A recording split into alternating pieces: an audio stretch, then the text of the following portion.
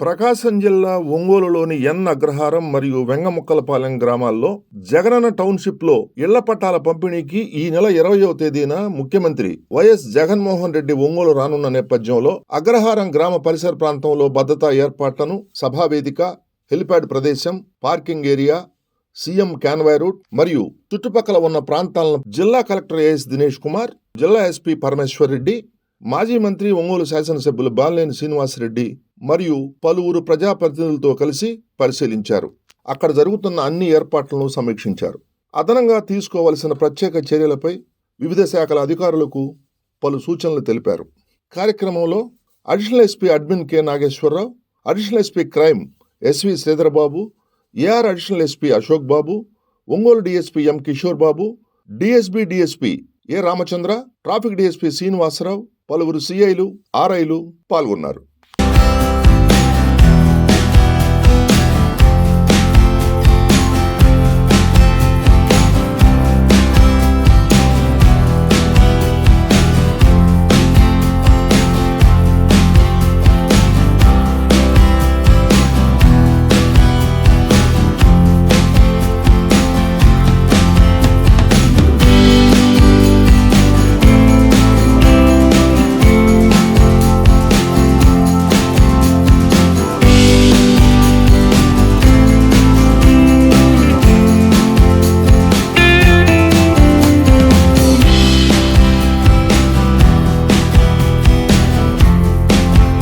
Jagananna colony housing సంబంధించి మన గతంలో ఎర్రజల్ల దగ్గర దాదాపు అక్కడ ఎక్కువ ల్యాండ్ ఉండటం వల్ల, గవర్నమెంట్ ల్యాండ్ ఉండటం వల్ల అక్కడ ఎక్వైర్ చేయడం జరిగింది. మరి ఆ గ్రౌండ్ సంబంధించి గతంలో తెలుగుదేశం ప్రభుత్వంలో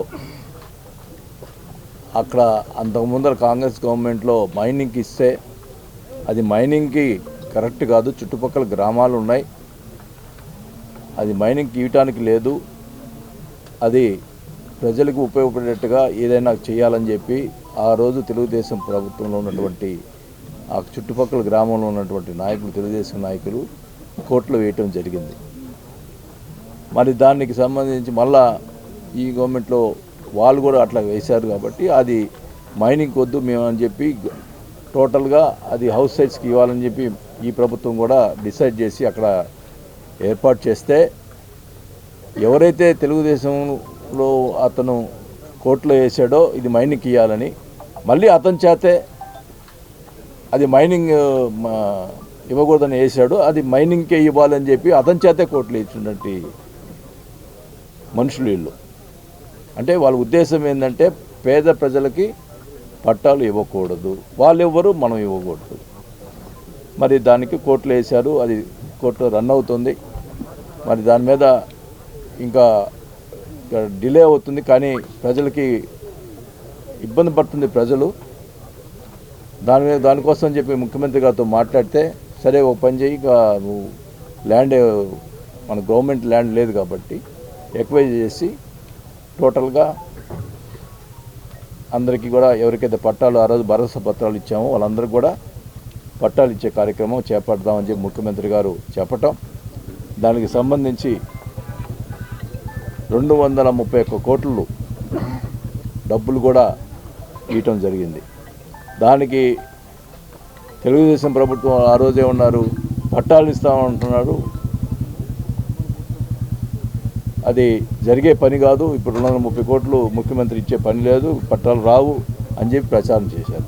నేను ఒకటే చెప్పాను, నేను కనుక పట్టాలు ఇవ్వలేకపోతే నేను పోటీ కూడా చేయనని చెప్పాను. మరి ముఖ్యమంత్రి గారు ఎన్ని ఇబ్బందులు ఉన్నా అన్నిట్లో ఈ 2 నెలల్లో అమ్మఒడి కార్యక్రమం కానీ, మరి చేయూత కార్యక్రమం కానీ 1000 కోట్లు ప్రజలకి మరి వాళ్ళ అకౌంట్లో వేయాల్సిన పరిస్థితి ఉన్నా కూడా ఆయన ఎట్లా ఇబ్బంది పడి మరి 230 కోట్లు మన ఈ హౌస్ సైట్స్ డబ్బులు వేయటం జరిగింది, కలెక్టర్ గారి అకౌంట్లో వేయటం జరిగింది. దానికి సంబంధించి రైతులకి అందరూ కూడా ఎక్కడ కూడా ప్రాబ్లమ్స్ లేకుండా రైతులకి డైరెక్ట్గా నేరుగా కలెక్టర్ గారు మరి నేరుగా రైతులకు వేయటం జరిగింది. ఇక్కడ చాలామంది రైతులు ఉన్నారు, ఇక్కడ సంబంధించినటువంటి రైతులందరూ కూడా అదొక పాయింట్. మరి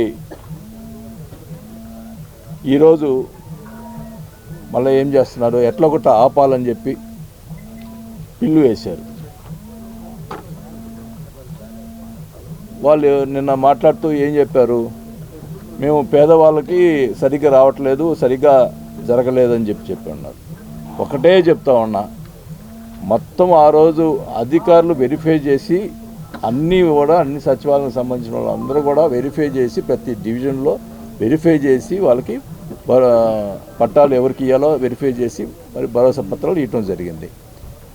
నేను కనీసం మా ఇంటి డ్రైవర్ కానీ పన్నెవాళ్ళకి కానీ కూడా రికమెండ్ చేయలే. ఒక్క పట్టా కూడా బయట కూడా ఎవరు కూడా రికమెండ్ పారదర్శకంగా. ఇప్పుడు నేను అడుగుతా ఉన్నా, ఈ ఇచ్చినటువంటి ఇప్పుడు ఇచ్చే పట్టాల్లో తెలుగుదేశం పార్టీ వాళ్ళు లేరా అడుగుతా ఉన్నాం. ఖచ్చితంగా అది పారదర్శకంగా జరిగింది. ఎక్కడన్నా చిన్న చిన్న పొరపాట్లు ఒకవేళ ఏమన్నా అప్పుడు భరోసా పత్రాలు ఇచ్చేటప్పటికి సిక్స్త్ వాల్యుయేషన్ లేదు, అట్లాంటి ఏమన్నా ఒక రేషన్ కార్డు మీద 2 వచ్చి ఉండొచ్చు, అట్లాంటి ఏమైనా ఉంటే కూడా సరిచేసి మళ్ళీ కూడా క్లియర్గా అవి కూడా కొన్ని కట్ చేసి కూడా ఇవ్వటం జరుగుతుంది. అంతేగాని కేవలం ఈ పట్టాలు ఇవ్వకూడదు, మరి పట్టాలు ఇస్తే ఎమ్మెల్యేకి పేరు వస్తుంది అనే ఉద్దేశంతో మరి ఆయన వెనక ఎవరున్నారో మాకైతే తెలియదు, కానీ వాళ్ళు ప్రజల చేత చీదరించి పడతారని కూడా తెలియజేసుకుంటా ఉన్నాం. ఒకటే చెప్తా ఉన్నాం, వాళ్ళు పెట్టినట్టు మన ఏమంటున్నారు, నేను కేవలం పేదవాళ్ళకి అందాలి, పారదర్శకంగా కుల మతాలకు సరిగ్గా లేదు అని చెప్పి ఏదో నోటీస్ ఇచ్చారని చెప్పి అంటున్నాడు. కానీ పిల్లు వేసిన దాంట్లో ఒకటి ఉంది. ఒక విషయం ఏం చెప్పారంటే, ఎమ్మెల్యేకి ప్రతి ఎకరాకి 8 లక్షలు రైతులు ఇచ్చారు, రైతుల దగ్గర 8 లక్షలు తీసుకున్నారు అని చెప్పి పిల్లు వేశారు. ఈ ల్యాండ్లో సంబంధించి ఒక వైసీపీ వాళ్ళు కాదు, తెలుగుదేశం వాళ్ళు కూడా ఉన్నారు ఈ ల్యాండ్ ఎక్వైర్ చేసిన వాళ్ళలో. వాళ్ళనైనా ఎవరైనా ఒక్క మనిషి వచ్చి ఎమ్మెల్యే గారు ₹1 తీసుకున్నాడని చెప్తే నేను రాజకీయాల నుంచి విరమిస్తా. ₹1 సిగ్గు లేదా మీకు ఆ రకంగా కోట్లు వేయటానికి? చెప్పమనండి ఇక్కడ ఉన్న రైతులు ఎవరినైనా. నేరుగా కలెక్టర్ గారి అకౌంట్ నుంచి వాళ్ళ అకౌంట్లో పడ్డాయి డబ్బులు అంటే ప్రజల్ని మోసం చేస్తారా మీరు? అంత రైతులు దగ్గర డబ్బులు తీసుకొని రాజకీయం చేస్తే ఇన్ని సంవత్సరాలు, ఇక్కడ 30 సంవత్సరాలు ఎమ్మెల్యేగా ఉంటామా ఏమిటా? అంతకంటే నీచమైన బ్రతుకుందా? రైతుల దగ్గర డబ్బులు తీసుకునేదేంటి? ఏ రకంగా వేస్తారు? పట్టాలు ఆపేదానికి రకరకాల ప్రయత్నాలు చేస్తూ ఉన్నారు. ఎన్ని ప్రయత్నాలు చేసినా ఒకటే చెప్తున్నాను, పట్టాలు మళ్ళీ అన్నీ కూడా అందరికి కూడా చెప్పిన మాట ప్రకారం పట్టాలు ఇచ్చి తీర్తామని కూడా తెలియజేసుకుంటా ఉన్నాం. నేను ఒకవేళ మీకు అంత బాధగా ఉంటే నేను రాజకీయాల నుంచి పోటీ కూడా చేయకుండా, కానీ రైతులు మట్టుకి మరి పేద ప్రజల మటుకు పట్టాలు ఇచ్చే కార్యక్రమం మటుకు చేసి తీర్తామని చెప్పి కూడా నేను తెలియజేసుకుంటా ఉన్నా. మేము ఎందుకు ఇంత తొందరగా చేయాల్సి వస్తుందంటే వాళ్ళు ఏమి చేస్తున్నారో అర్థం కావట్లా. పేద ప్రజలకు అన్యాయం చేసేదానికి ప్రయత్నం చేస్తున్నారు కాబట్టి మేము పట్టాలు ఇస్తున్నాం. 20వ తేదీ సీఎం గారి చేతుల మీదుగా స్టార్ట్ చేసుకొని తర్వాత పెద్ద డివిజన్లో కూడా పట్టాలు ఇచ్చే కార్యక్రమం చేపడతామని కూడా తెలియజేసుకుంటాం. ఇంకా కూడా 6-7 మంది దాకా ఏం సార్ అంతేనా 6-7 మంది దాకా అప్లై చేస్తున్నారు. ఇప్పుడు కూడా మేము 2000 చిల్లర దాకా ప్రొవిజన్ పెట్టున్నాము.